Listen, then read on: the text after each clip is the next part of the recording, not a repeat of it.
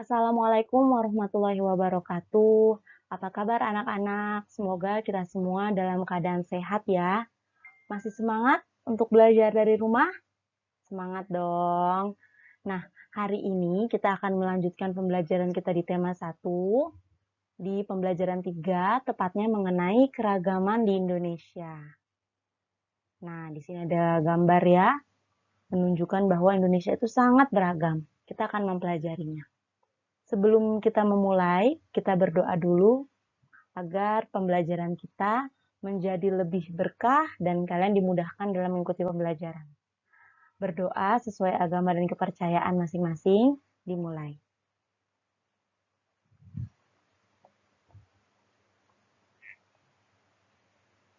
Selesai, kita lanjutkan ke slide selanjutnya ya. Nah, anak-anak, ini adalah bendera negara kita. Kita tentunya harus bangga menjadi warga negara Indonesia.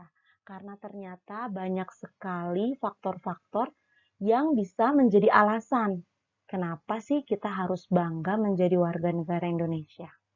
Nah, faktor-faktor kebanggaan sebagai warga Indonesia yang pertama, nilai-nilai luhur di tengah masyarakat.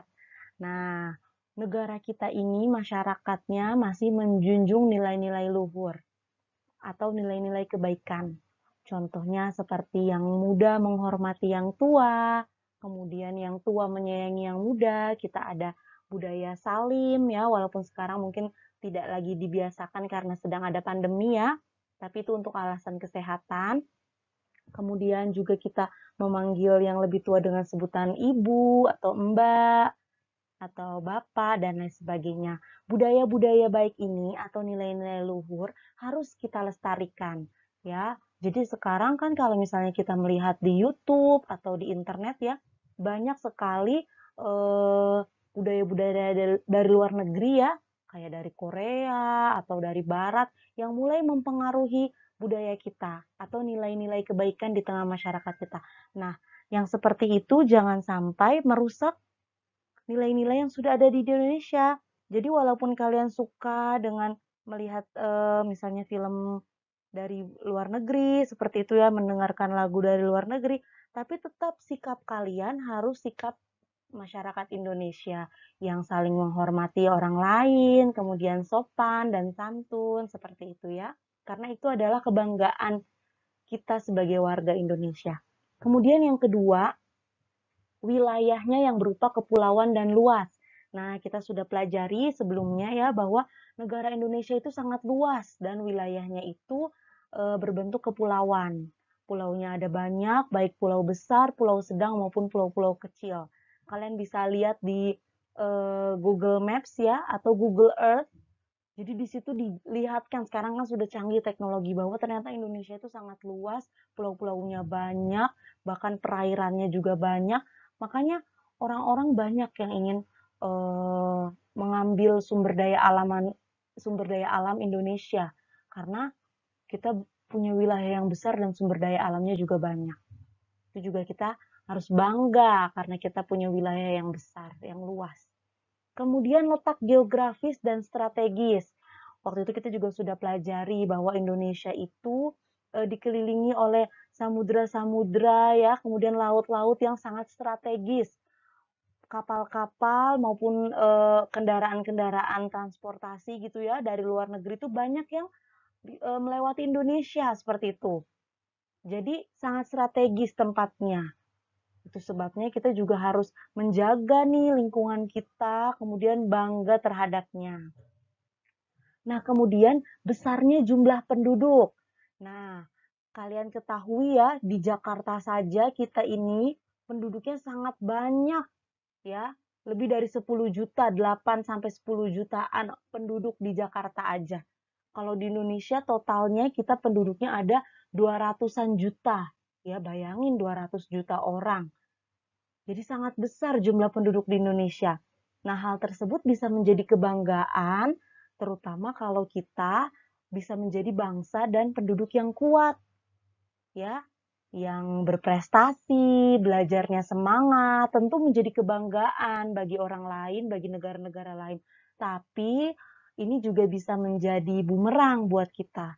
Kalau penduduknya banyak tapi semua males-malesan, atau penduduknya banyak tapi semuanya tidak rajin belajar, kemudian juga tidak mau bekerja, tidak mempunyai semangat yang tinggi ya dalam bertahan hidup.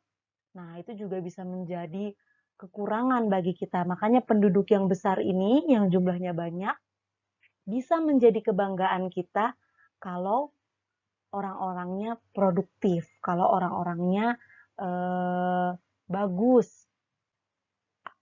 akhlak maupun perilakunya. Nah, itu jadi kebanggaan tuh.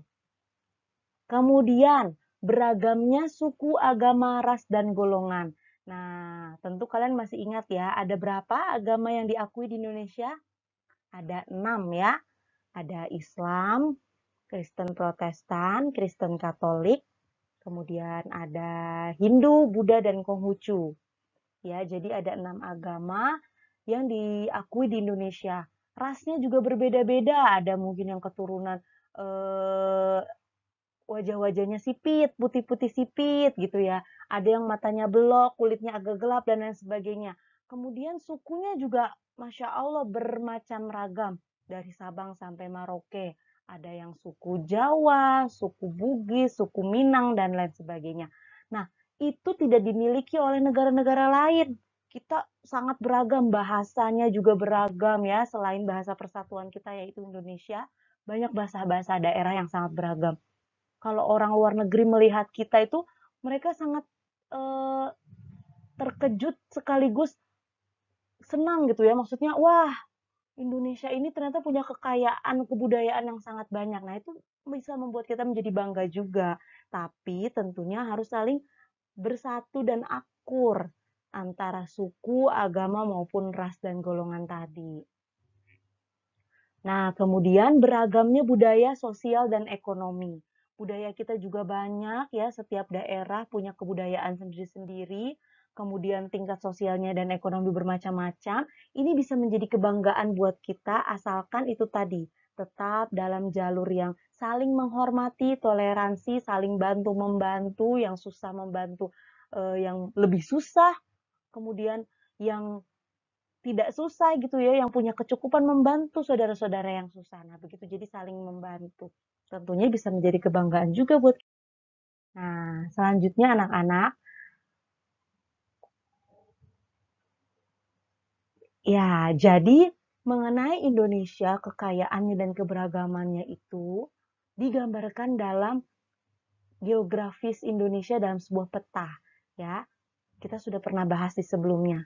Jadi peta itu adalah gambaran seluruh atau sebagian permukaan bumi yang dilukiskan di suatu bidang datar dengan skala tertentu.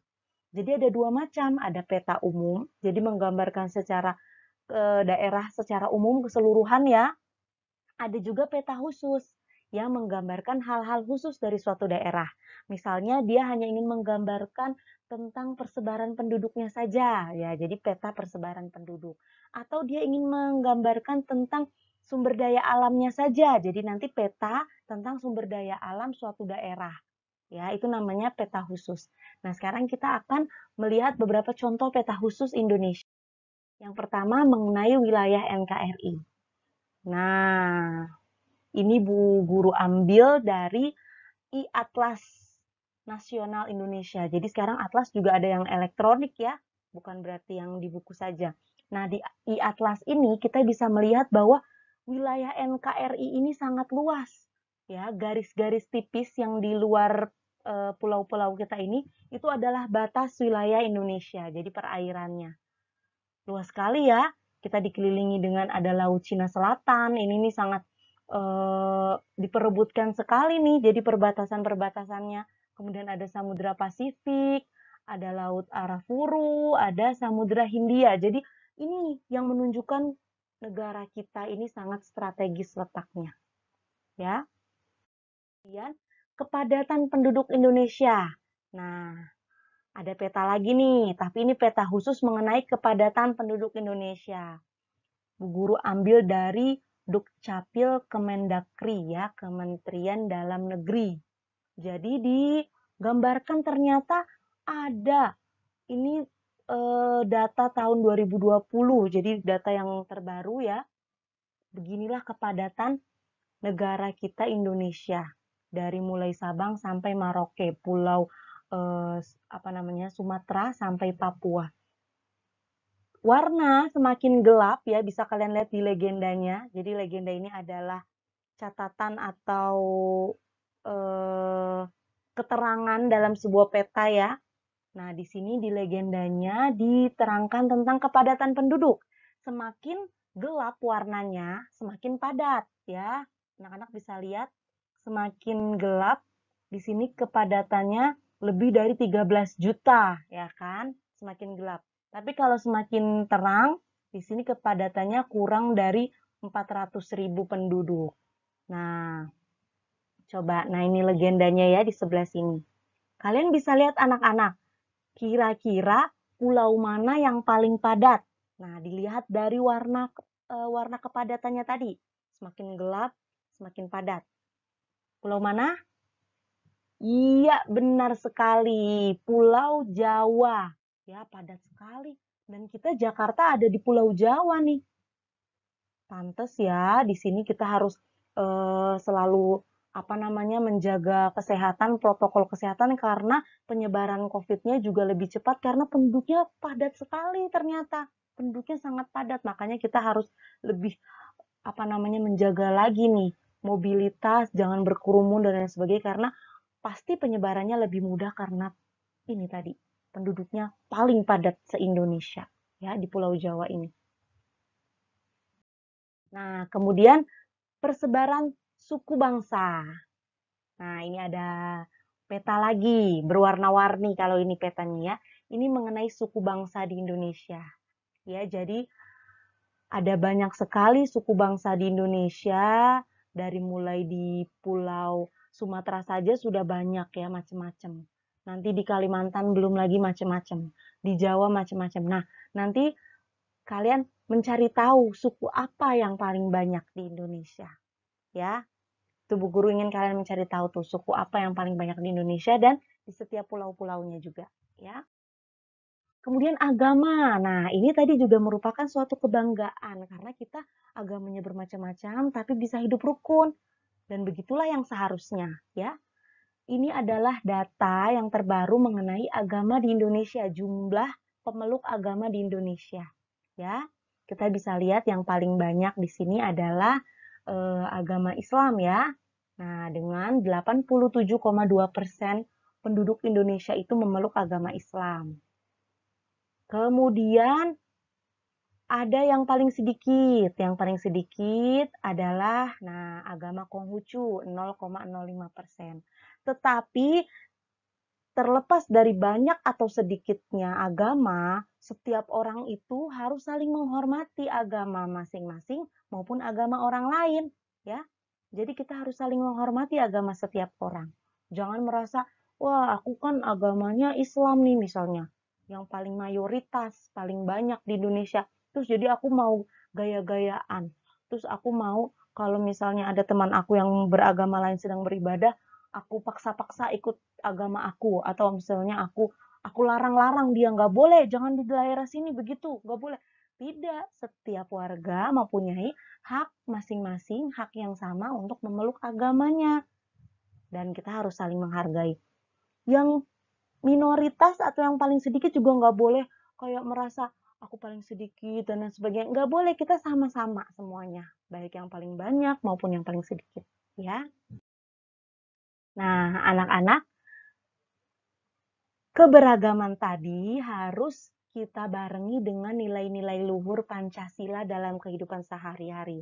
Karena kalau tidak seperti itu, kita malah jadi akan saling bermusuhan karena berbeda-beda tadi ya. Kemudian saling bertengkar, padahal kita bisa menjadikan keberagaman itu sebagai suatu kekayaan yang kita banggakan. Nah, caranya dengan menerapkan nilai-nilai luhur Pancasila dalam kehidupan sehari-hari. Negara Indonesia ini kan negara yang besar. Ya, hal tersebut tercermin dari kondisi geografis Indonesia dan keragaman masyarakat di dalamnya yang tadi sudah kita lihat di awal ya. Keragaman tersebut antara lain tadi suku, budaya, dan agama. Keragaman tidak membuat Indonesia menjadi bangsa yang terpecah belah, tetapi tetap bersatu dengan berdasarkan nilai-nilai luhur Pancasila. Nilai-nilai luhur tiap sila dalam Pancasila tercermin dalam kehidupan berbangsa dan bernegara bagi masyarakat Indonesia. Ini adalah kuncinya. Kalau setiap orang tidak menerapkan nilai-nilai Pancasila, yang di situ ada nilai keagamaan, nilai sosial, kalau kita tidak menerapkan itu, tentu nanti kita akan berpecah belah dan mudah untuk dikuasai negara lain gitu ya.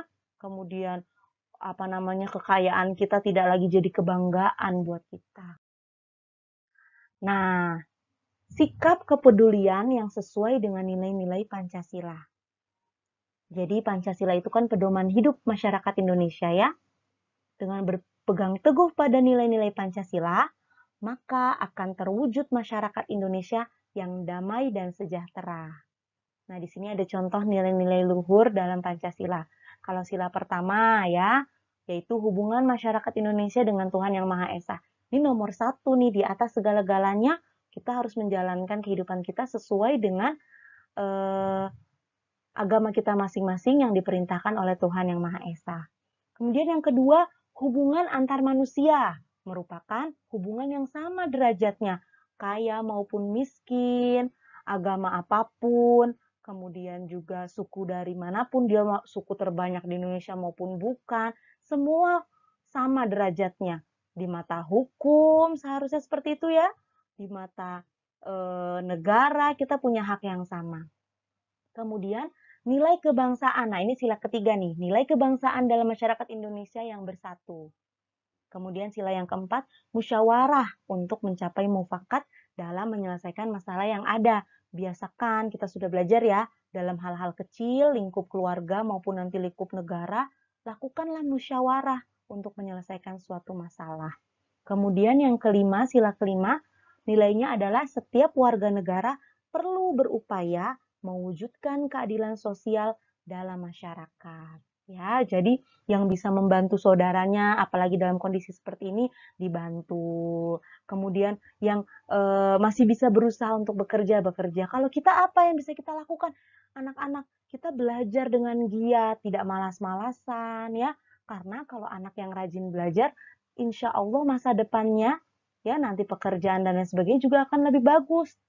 Karena dia tidak akan direndahkan dengan orang lain karena memiliki pendidikan yang bagus. Makanya dari sekarang nih, mumpung kalian masih kelas 5, belajar yang giat. Walaupun dari rumah belajarnya, tetap harus tumbuhkan tanggung jawab dan semangat belajar. Dimanapun, kapanpun kita bisa belajar. Ya, semangat kalian itu akan menentukan keberhasilan kalian.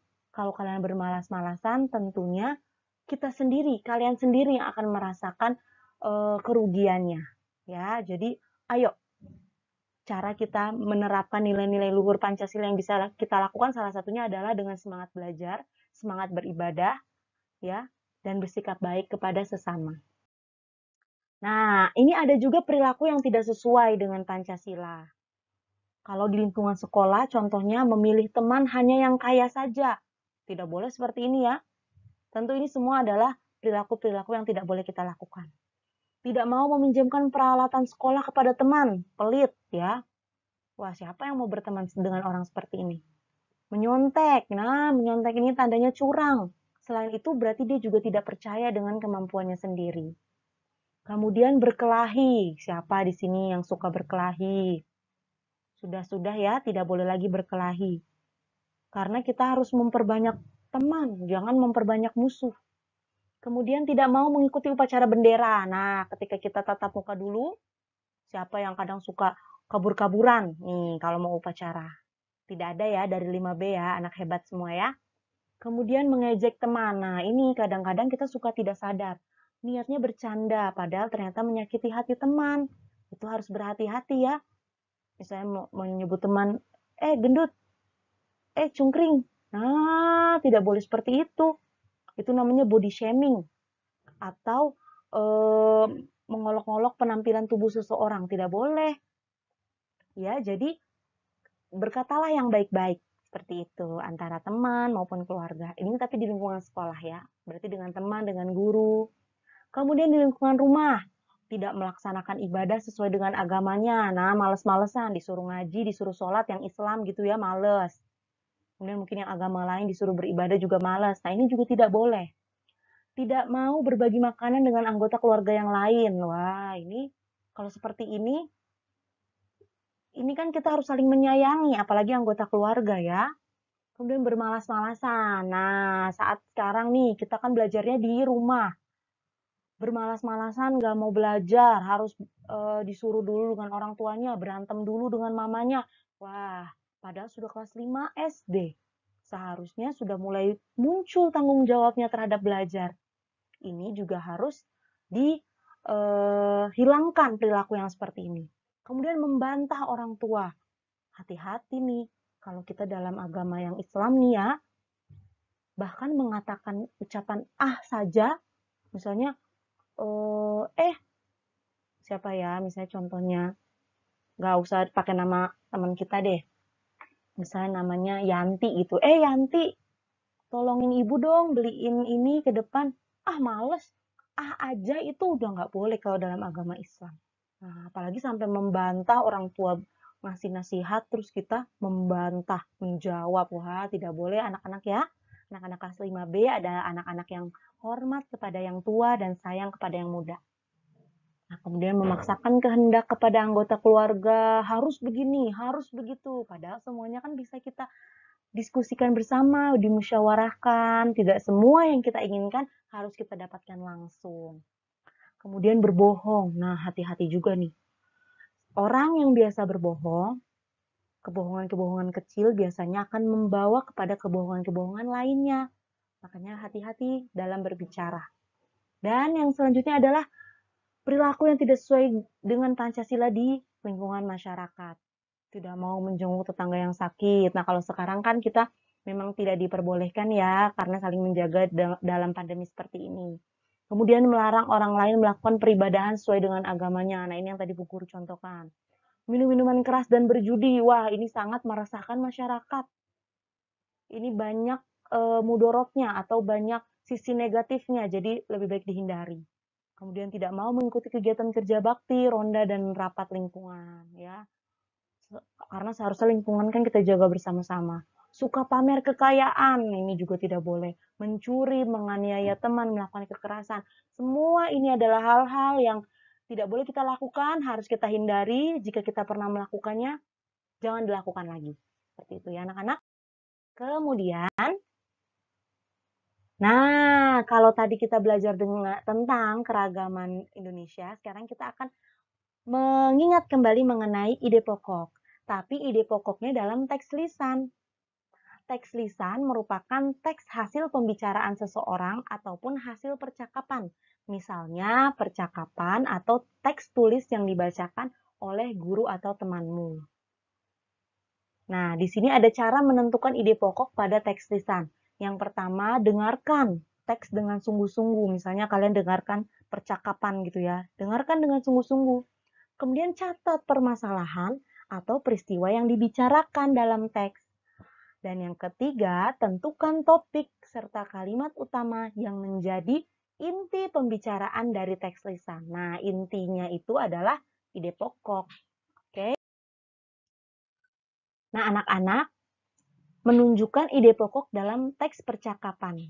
Teks percakapan itu salah satu dalam contoh teks lisan. Jadi ada hal-hal yang bisa diperhatikan untuk menentukan ide pokok pada teks percakapan. Yang pertama, mendengarkan teks secara keseluruhan. Jadi sebelum benar-benar habis teksnya dibacakan misalnya ya, jangan langsung buru-buru, oh ini intinya tentang ini. Jangan, dengarkan dulu secara keseluruhan. Kemudian catat informasi penting. Ya. Kemudian menentukan topik teks percakapan. Jadi ini sebenarnya membicarakan apa sih gitu. Kemudian menentukan kalimat utama yang menjadi inti permasalahan. Oh, apa sih sebenarnya yang menjadi intinya? Ide pokoknya itu tadi. Nah, yang terakhir menentukan ide pokok yang terkandung dalam kalimat utama pada teks percakapan. Itu mengenai ide pokok dalam teks percakapan. Sebenarnya tidak terlalu berbeda ya dengan cara kita mencari ide pokok pada teks yang biasa. Yang pasti adalah menemukan intinya, dan biasanya inti itu terletak di kalimat utama. Kalimat utama biasanya ada di awal paragraf atau bisa juga di akhir paragraf. Nah, sekarang tugas kalian hari ini yang pertama, carilah nama-nama suku dan agama mayoritas penduduk yang ada pada 5 pulau besar di Indonesia. Apa aja tadi ada? Pulau Sumatera, Kalimantan, Jawa, Sulawesi, dan Papua. Ya, nanti ditulis dalam bentuk tabel. Kemudian yang kedua, tentukan ide pokok dari teks kerukunan umat beragama pada buku tema 1 halaman 82 sampai 83. Mudah ya? Sudah pernah semua, terutama ide pokok sudah berapa kali kita ulang. Tetapi teksnya penting untuk kalian ketahui. Jadi, selain harus dicari ide pokoknya, dibaca dengan sungguh-sungguh teksnya ya. Semangat! Nah, ada contoh tabelnya. Untuk tugas nomor 1 tadi, contohnya seperti ini nanti tabelnya ya.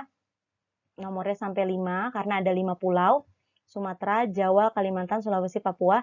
Nanti di sini ditulis, di Pulau Sumatera ada suku apa aja ya. Minimal 5 suku. Kalian cari aja di internet boleh, kalau kalian punya atlas atau buku-buku atlas biasanya ya, di situ juga bisa. Atau cari di internet juga sekarang banyak. Jadi di Pulau Sumatera ada suku apa, tulis minimal 5 ya. Nah, kemudian cari juga agama mayoritas penduduk di Pulau Sumatera. Kebanyakan nih mayoritas penduduk Pulau Sumatera itu beragama apa? Kalian tulis nanti di sini. Seperti itu ya. Bisa dipahami anak-anak? Oke. Itu saja dari Bu Guru. Selamat belajar. Semoga sukses dan sehat selalu. Jaga protokol kesehatan. Semangat. Jangan lupa berdoa setiap melakukan kegiatan. Jika ada kesulitan, boleh tanya langsung ke Bu Guru. Sampai berjumpa lagi. Wassalamualaikum warahmatullahi wabarakatuh.